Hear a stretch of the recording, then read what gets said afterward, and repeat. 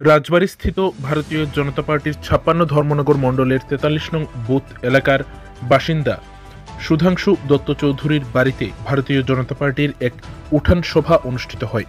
এই উঠান সভা শেষে এক যোগদান সভারও আয়োজন করা হয়। এই উঠান সভায় উপস্থিত ছিলেন ধর্মনগরের বিধায়ক তথা রাজ্য বিধানসভার অধ্যক্ষ বিশ্ববন্ধু সেন।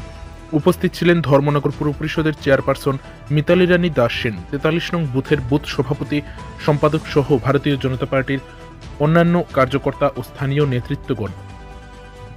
এই উঠান সভায় দেশের প্রধানমন্ত্রী নরেন্দ্র মোদী সমগ্র ভারতবর্ষের উন্নয়নের যে রূপরেখা তৈরি করেছেন এবং ত্রিপুরা রাজ্যের মুখ্যমন্ত্রী প্রফেসর ডক্টর মানিক সাহা ত্রিপুরা রাজ্যের উন্নয়নের যে রূপরেখা তৈরি করেছেন সেই বিষয়ে বিস্তারিত আলোচনা করা হয়। পাশাপাশি ধর্মনগর শহরে আরও আগামী দিনে কি কি উন্নয়নমূলক কাজ হতে চলেছে, কি কি উন্নয়নমূলক প্রকল্প রয়েছে, সেই সকল বিষয়ে বিস্তারিত আলোচনা রাখেন ধর্মনগরের বিধায়ক তথা রাজ্য বিধানসভার অধ্যক্ষ বিশ্ববন্ধু সেন।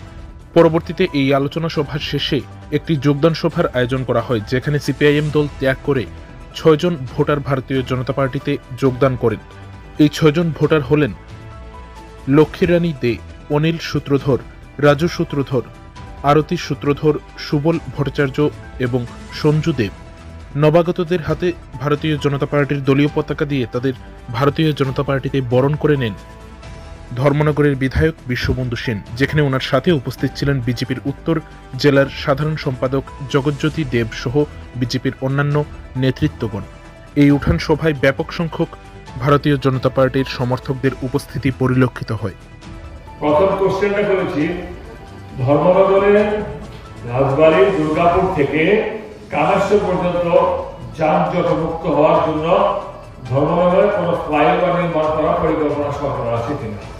এই যে দাবিটা করলাম পিডব্লিউডি দপ্তরটা, রোড অ্যান্ড বিল্ডিং এর, উত্তর দেবেন কি মাননীয় মন্ত্রী চিফ মিনিস্টার মহোদয়, আইদার ইয়েস অর নট, হবে কি হবে না, কিন্তু দাবি কিন্তু উঠে গেল, এটা কিন্তু রেকর্ডেড হয়ে গেল। তারপরে ক্রমান্বয়ে আলোচনা করা যাবে। আরেকটা আছে, ধর্মনগরে কোন আয়ুষ্মান হাসপাতাল অথবা হোমিওপ্যাথিক হাসপাতাল করার জন্য পরিকল্পনা সরকার আছে কিনা, হেলথ ডিপার্টমেন্টে। এটাও কিন্তু হবে কি হবে না, মাননীয় মুখ্যমন্ত্রী মহোদয় যদি স্বাস্থ্য দপ্তরের মন্ত্রী উত্তর দেন, এটা রেকর্ড হয়ে যাবে। ফ্লাইওভার তৈরি হতে আমার ধর্মনগর লাগবেই। যেমন ধর্মনগরের রাজবাড়ী অঞ্চল থেকে শুরু করে পুরান মোটর স্ট্যান্ড হয়ে, সেন্ট্রাল রোড হয়ে, কালীবাড়ি রোড হয়ে, সিনেমা চৌমনি হয়ে, নয়াপাড়া বিশাল হয়ে একদম বিদ্যালয়ের সবিক পর্যন্ত কিংবা নয়াপাড়া স্কুল পর্যন্ত পড়বেই। কারণ যে হারে যানবাহন বাড়ছে, যে হারে মানুষ বাড়ছে, এখন এই অফিস টাইমে মারাত্মক ট্রাফিক জ্যাম হয়। এই যে চিন্তাটা, এই যে স্বপ্নটা, এই যে ভাবনাটা, এটা কিন্তু যদি আজকে সিপিএম থাকতো সরকারে, এই দল আসতো না মাথায়। কারণ তাদের ভেতরে একটা এলাকার উন্নয়ন, এটা ভাবনা চিন্তার বাইরে ছিল। সমস্ত উন্নয়নটা একটা সময় হয়েছিল আগরতলায়, শুধু আগরতলা বেশ, শুধু আগরতলা বেশ।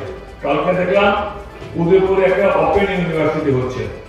ধর্মনগরে কিন্তু আমরা একটা স্যাটেলাইট সিটি পেয়েছি, এটা আলোচনা চলছে। স্যাটেলাইট সিটি জিনিসটা কি, আপনারা দিল্লি কলকাতা যান কে বাড়ি দিয়েছেন, নয়ডায় যে টাউনটা তৈরি হয়েছে, টাউনশিপটা নয়ডাতে, সেটা আজকে থেকে ২০-২৫ বছর আগে সেটা হয়তো গ্রামের মতো ছিল নয়ডা। এখন সেখানে স্যাটেলাইট সিটি বিশাল বড় নয়ডা যারা গিয়েছে তারা দেখেছে, তারা জানেন কি অবস্থা। অনুরূপ ভাবে পশ্চিমবাংলা কলকাতা রাজারহাটে যারা গিয়েছে, রাজারহাটে গিয়ে দেখবেন আগে রাজারহাট কি ছিল, এখন রাজারহাট কি হয়েছে। এটা এগুলো সব স্যাটেলাইট সিটি। তাই এই স্যাটেলাইট সিটি যে ধর্মনগরে হবে, আজ হোক কাল হোক পরশু হবে, ওইটা অলরেডি স্যাংশন আবার ত্রিপুরা সরকার দ্বারা। এটা আমরা জায়গা দেখেছি, ১০০ খানে জায়গা লাগে, ৮০-৮১ খানে জায়গা আমরা পেয়েছি ধর্মনগরের ভিতরে, আলাদা করে শেষ নয়।